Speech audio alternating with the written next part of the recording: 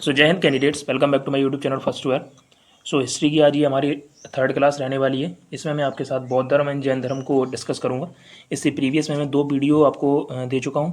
ठीक है, उसमें था प्राचीन भारत का इतिहास, सिंधु घाटी सभ्यता और जो वैदिक सभ्यता थी उसकी जो भी इंपॉर्टेंट टाइमलाइंस थी मैं आपको क्लियर कर चुका हूँ। वीडियो का लिंक आपको वीडियो के डिस्क्रिप्शन में मिल जाएगा। ठीक है, अदरवाइज आप चैनल पर जा सकते हैं, मैंने प्लेलिस्ट बना दी है। ठीक है, हिस्ट्री के नाम से, तो आप जाइए और सर्च कर लीजिए, बाकी आप देख सकते हैं वहाँ से।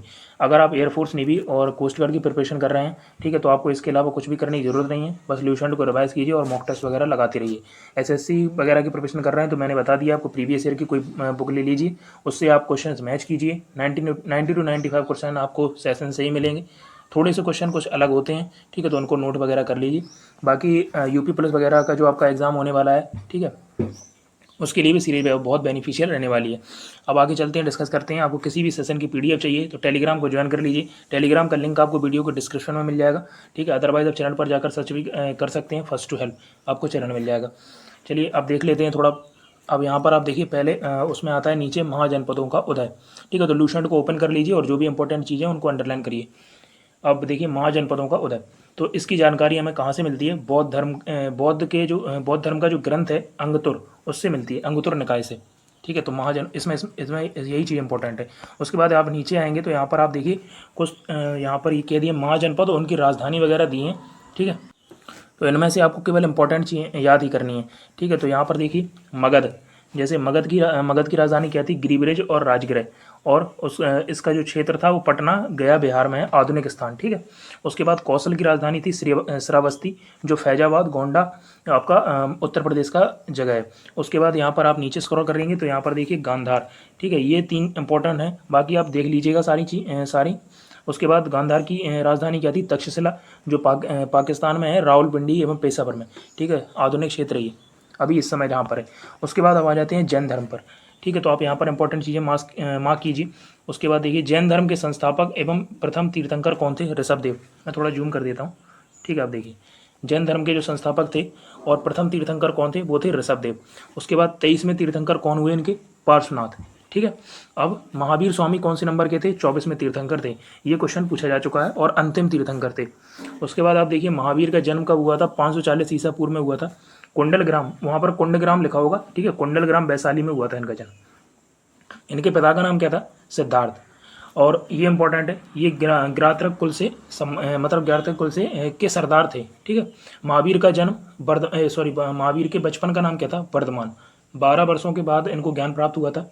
उसके बाद आप यहाँ पर, ये इंपॉर्टेंट नहीं है कहाँ पर हुआ था, पर ये याद रखिएगा 12 वर्षों के बाद इनको ज्ञान प्राप्त हुआ था। उसके बाद आप महावीर ने अपने जो उपदेश दिए थे वो प्राकृत अर्धमागधी भाषा में दिए थे। ठीक है, उसके बाद आप देखिए महावीर के प्रथम अनुयायी कौन थे? उनके दामाद जामिल थे। ठीक है, ऊपर कुछ इंपॉर्टेंट वो भी दिए हैं, इनकी पत्नी का नाम भी दिया है, और बेटी जो अनुजा थी प्रियदर्शना। ठीक है, उनसे ही इनकी शादी हुई थी जामिल की, तो इसलिए इनके दामाद जो थे इनके प्रथम अनुयायी थे। वो इंपॉर्टेंट नहीं है, आप इसको पढ़ लीजिएगा बस। प्रथम जैन भिक्षुणी कौन थी? दधिवाहन की पुत्री चंपा थी। ठीक है, अब आगे चल के डिस्कस करते हैं और चीज़ें। अब यहाँ पर आप देखिए जो प्रमुख तीर्थंकर थे और उनके जो प्रतीक चिन्ह थे वो इंपॉर्टेंट है आपके लिए। जैसे पहले तीर्थंकर कौन बताया मैंने आपको? ऋषभदेव। तो इनका प्रतीक चिन्ह क्या था? सांड। उसके बाद यहाँ पर आप देखिए पार्श्वनाथ, जो पार्श्वनाथ थे, जो 23वें तीर्थंकर थे, उनका था सर्प, और महावीर स्वामी का क्या था? सिंह। ये आप इंपॉर्टेंट चीज़ें याद रखिएगा। उसके बाद जैन धर्म जो क्या हुआ, आगे चलकर 2 मतों में बट गया था, श्वेतांबर और दिगंबर। उसके बाद जैन धर्म, अब उसमें ये भी दिखाया है कि श्वेतांबर कौन थे? श्वेत वस्त्र धारण करने वाले, और दिगंबर कौन थे? ये नग्न रहते, ठीक है, नग्न रहते थे, ये कोई वस्त्र धारण नहीं करते थे। ठीक है, और आप देखिए जैन धर्म के त्रिरत्न कौन से हैं? ये इंपॉर्टेंट है, सम्यक दर्शन, सम्यक ज्ञान और सम्यक आचरण। आगे चलकर बौद्ध धर्म के भी 3 त्रिरत्न होंगे। ठीक है, बुद्ध, धम्म और संघ। ठीक है, ऐसे इनको याद रखिएगा। जैन धर्म में ईश्वर की मान्यता नहीं है। उसके बाद ये लोग ईश्वर में नहीं मानते थे। ठीक है, अनिश्वरवादी मानता थी इनमें। और जैन धर्म में किसकी मानता है? आत्मा की। और महावीर स्वामी पुनर्जन्म में मानते थे। आप अंडरलाइन करते जाइए, और जो भी पॉइंट आपको लगते हैं कि इसमें नहीं दिख रहे हैं आपको या नहीं लिखे हैं, तो आपको वहाँ पर साइड में लिख लेना है। जैन धर्म के आध्यात्मिक विचारों को सांख्य दर्शन से लिया गया है। ये इंपॉर्टेंट है, सांख्य दर्शन। ओके, अब यहाँ पर देखिए जैन धर्म को मानने वाले कौन कौन थे? आप जैन धर्म को मानने वाले थे चंद्रगुप्त मौर्य, उदयन, कलिंग नरेश खारवेल, राष्ट्रकूट राजा अमोघवर्ष और चंदेल शासक, आपको पता होगा। उसके बाद आप देखिए मैसूर के गंग वंश, ये इंपॉर्टेंट पॉइंट है, मैसूर के गंग वंश के चामुंड के प्रोत्साहन से कर्नाटक के श्रवणबेलगोला में 10वीं शताब्दी के मध्य विशाल बाहुबली की मूर्ति गोमतेश्वर की मूर्ति का निर्माण किया गया।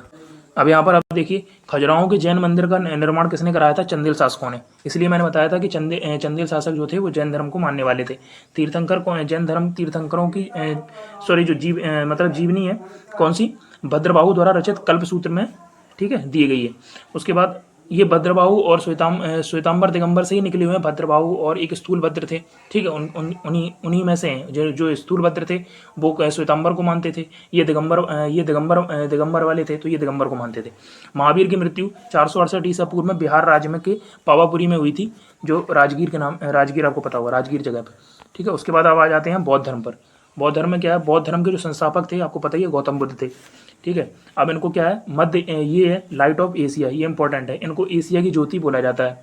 अब बुद्ध के जीवन से संबंधित बौद्ध धर्म के प्रतीक आपको इनको ये इंपॉर्टेंट, इनको मार्क कर लीजिए, याद रखना है। जन्म का प्रतीक क्या है इनका? कमल एवं सांड।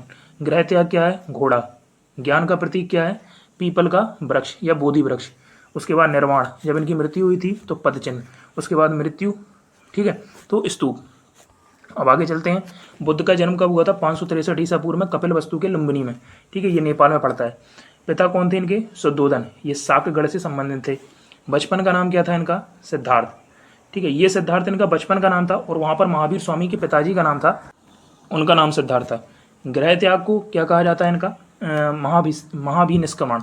उसके बाद गृह त्याग के बाद गौतम क्या कहलाए? बुद्ध कहलाए। वैशाली के आलार कलाम से सांख्य दर्शन की शिक्षा ली थी इन्होंने, ठीक है, इसीलिए सांख्य दर्शन से संबंधित किनको माना जाता है? अलार कलाम को। उसके बाद बैसाख पूर्णिमा के दिन ही इनको ज्ञान प्राप्त हुआ था। तो बौद्धों में जो बैसाख पूर्णिमा है बहुत इंपॉर्टेंट रोल प्ले करेगी आगे जाकर, इसी को बुद्ध पूर्णिमा के नाम से जानते हैं। ज्ञान प्राप्ति के बाद जो जब उनको इस जगह पर ज्ञान प्राप्त हो गया था, बोधि वृक्ष के नीचे इनको ज्ञान प्राप्त हुआ था, पूछा जाता है कभी कभार। यहाँ पर मैंने जो आपको इंपॉर्टेंट ये प्रतीक बताए, तो ये देखिए पीपल, बोधि वृक्ष, ठीक है। तो उनको किस वृक्ष के नीचे ज्ञान प्राप्त हुआ था? बोधि वृक्ष के नीचे। तो उसको इंपॉर्टेंट मार्क कर लीजिएगा। ज्ञान प्राप्ति के बाद वह स्थान क्या कहलाया? बोध गया। उसके बाद इन्होंने पहला उपदेश दिया था सारनाथ में, जिसको बोला जाता है धम्मचक्र प्रवर्तन, ठीक है। और उपदेश की भाषा क्या थी? पाली। सबसे अधिक उपदेश इन्होंने श्रावस्ती में दिए हैं, ठीक है। उसके बाद आप चलिए, अब बुद्ध की मृत्यु कब हुई थी? इनकी मृत्यु हुई थी 80 वर्ष में 483 ईसा पूर्व में, कुशीनगर देवरिया उत्तर प्रदेश में। उसके बाद मृत्यु को क्या बोला जाता है इनके? महापरिनिर्वाण, ठीक है। यहाँ पर थोड़ा करेक्शन कर लीजिएगा। बौद्ध धर्म के बारे में हमें त्रिपिटक से पता चलता है। त्रिपिटक, ठीक है, रचनाएं थी, मतलब उनमें 3 पिटक थे, तो उन्हीं से हमें बौद्ध धर्म के बारे में पता चलता है। उसमें लूसेंट में दिए हैं तीनों पिटक, वो इंपॉर्टेंट नहीं है, बस इतना याद रखिएगा कि बौद्ध धर्म के बारे में हमें त्रिपिटक से पता चलता है। उसके बाद तीनों पिटकों की भाषा क्या थी? वो थी पाली। उसके बाद बौद्ध धर्म अनिश्वरवादी था। ये देखिए यहाँ पर भी ईश्वर की मान्यता नहीं है, लेकिन ये लोग आत्मा की परिकल्पना में भी नहीं मानते थे। वो लोग आत्मा में मानते थे, पुनर्जन्म में मानते थे, ठीक है। यहाँ पर पुनर्जन्म की मान्यता है केवल। और बौद्ध धर्म के त्रिरत्न कौन थे? बुद्ध, धम्म और संघ, ठीक है। अब यहाँ पर जो भी संगतियाँ हुई हैं ये इंपॉर्टेंट है, आपको याद रखनी है, ठीक है। पहले केवल याद रखना है कि आप कब, मतलब कौन सी संगति और किस स्थान पर हुई और किसके शासनकाल में हुई, ये इंपॉर्टेंट है। प्रथम बौद्ध संगति हुई थी राजगृह में, ठीक है, किसके समय में? अजातशत्रु के समय में। द्वितीय बौद्ध संगति हुई थी वैशाली में, कालाशोक के समय। तृतीय बौद्ध संगति हुई थी 255 ईसा पूर्व में, अशोक के समय। और चौथी हुई थी कुंडल वन में, कनिष्क के समय, ठीक है। ये इंपॉर्टेंट है, कनिष्क, ये पिछले सत्र में मतलब पिछले प्रीवियस ईयर में पूछा भी जा चुका है। उसके बाद चौथी बौद्ध संगति के बाद यह धर्म हीनयान और महायान में विभाजित हो गया था। अब उसमें हीनयान और महायान के बारे में थोड़ा बताया गया है, ठीक है, पढ़ लीजिएगा आप उससे। बौद्धों का सबसे पवित्र त्यौहार कौन सा? मैंने बताया था बैसाख पूर्णिमा, क्योंकि बैसाख पूर्णिमा के दिन ही बौद्ध का जन्म हुआ था, उनको ज्ञान की प्राप्ति भी हुई थी और मृत्यु भी हो गई थी, ठीक है। बैसाख पूर्णिमा को बुद्ध पूर्णिमा के नाम से जाना जाता है, आपको पता ही होगा। और फिर भारत में उपासना की जाने वाली मूर्ति कौन थी? संभवतः है, ये कन्फर्म नहीं है, ठीक है, बुद्ध की ही थी। उसके बाद बोधिमंठा मठ, ये कहाँ पर है? बोधगया बिहार में। और सांची का स्तूप, ये कहाँ पर है? मध्य प्रदेश में। ये आप इतने इंपॉर्टेंट पॉइंट आपको जैन धर्म और बौद्ध धर्म में याद रखने हैं, ठीक है। अब आगे चलते हैं शैव धर्म। तो इसमें यही 3 इंपॉर्टेंट पॉइंट हैं। शिवलिंग की उपासना का जो प्रथम साक्ष्य वो हड़प्पा संस्कृति से मिलता है। ये मैंने आपको बताया था कि जब सिंधु सभ्यता पढ़ रहे थे हम, तो उसमें क्या लिखा था? सिंधु घाटी सभ्यता में पशुपतिनाथ की मूर्ति वगैरह मिली है, ठीक है, तो वही उसी संबंधित है ये। उसके बाद ऋग्वेद में शिवजी के लिए रुद्र नामक देवता का उल्लेख है। और लिंग पूजा का पहला प्रमाण कहाँ से मिलता है? मत्स्य पुराण से। ये 3 इंपॉर्टेंट पॉइंट थे। वैष्णव धर्म में आप अंडरलाइन कीजिए। वैष्णव धर्म के बारे में जानकारी कहाँ से मिलती है? उपनिषदों से। उपनिषदों की संख्या कितनी है, कमेंट सेक्शन में मुझे बताइए। उसके बाद आप चलिए, विष्णु जी के 10 अवतारों का वर्णन मत्स्य पुराण में मिलता है, ठीक है। और गुप्त काल में वामन अवतार सबसे अधिक प्रसिद्ध था। उसमें जो 10 अवतार हैं उनके भी दिए गए हैं, जैसे कूर्म हो गया, बराह हो गया। तो ये आपको याद नहीं करने, बस ये याद रखिएगा गुप्त काल में वामन अवतार सबसे अधिक प्रसिद्ध था। और भगवान विष्णु का जो सुदर्शन चक्र है उसमें कितनी तीलियां हैं, 6 तीलियां हैं। इस्लाम धर्म, इसमें केवल एक इंपॉर्टेंट पॉइंट है, इस्लाम धर्म के संस्थापक कौन थे, हजरत मोहम्मद, ठीक है। अब ईसाई धर्म में आ जाती है, तो ईसाई धर्म में क्या है, ईसाई धर्म के संस्थापक कौन थे, ईसा मसीह। उसके बाद प्रमुख ग्रंथ कौन सा है इनका, बाइबल। अब आखिरी हमारा बचता है पारसी धर्म। तो इसमें इंपॉर्टेंट पॉइंट्स क्या हैं, पारसी धर्म के पैगंबर कौन थे, जरथ्रस्ट थे, ईरान के थे ये। उसके बाद प्रमुख ग्रंथ कौन सा है इनका, जिंदा अवेस्ता, ठीक है, एक बुक है इनकी कोई, ठीक है, वही है जिंदा अवेस्ता। उसके बाद ये एक ईश्वर अहुर को मानते थे, ये इंपॉर्टेंट है। और इनके अनुयायी को क्या बोला जाता था, अग्नि पूजक। तो ये इंपॉर्टेंट पॉइंट थे इसमें पारसी धर्म में। अब ये शुरू में कुछ इंपॉर्टेंट चीज़ें थी, ये देख लीजिए। एलोरा के जो प्रसिद्ध मंदिर थे वो कैलाश मंदिर का, मतलब एलोरा में जो प्रसिद्ध मंदिर है कैलाश मंदिर, उनका निर्माण किन्होंने कराया था, राष्ट्रकूटों ने कराया था। ये आगे चलकर जब हम मौर्य वंश, गुप्त साम्राज्य वगैरह पढ़ेंगे तो उसमें भी मैं आपको बताऊंगा, पर इंपॉर्टेंट है, इनको मार्क कर लीजिएगा, उसमें दिए हैं। उसके बाद चोल शासक जो राजराज प्रथम था उसने तंजौर में राजराजेश्वर मंदिर या इसको बृहदेश्वर मंदिर भी बोला जाता है, उसका निर्माण कराया था, ठीक है। अब आगे देखिए, इसमें लिखा है अंकोर वाट का जो मंदिर है वो कंबोज में है, और किसने बनवाया था, सूरवर्मा सेकंड ने, ठीक है। तो बौद्ध धर्म और जैन धर्म से संबंधित जो भी इंपॉर्टेंट पॉइंट्स थे मैंने आपको क्लियर कर दिए हैं। अगर फिर भी आपको कोई डाउट रह रहा हो तो कमेंट सेक्शन में आस्क कर लीजिएगा, मैं आपका रिप्लाई कर दूंगा। वीडियो आपको इन्फॉर्मेटिव लगती है तो प्लीज़ वीडियो को लाइक कीजिएगा और दोस्तों के साथ शेयर कीजिएगा, थोड़ा सपोर्ट कीजिए, जिससे थोड़ा मोटिवेशन भी मिलता है। उसके बाद चैनल पर अगर फर्स्ट टाइम आए तो चैनल को सब्सक्राइब कर लीजिए, आपको पता ही, बेल आइकन को प्रेस कर दीजिए, इंपॉर्टेंट वीडियोस आपको ऐसी चैनल पर मिलती रहेंगी। बाकी मिलता हूँ मैं आपको साथ अगले सेशन में। थैंक यू, जय हिंद।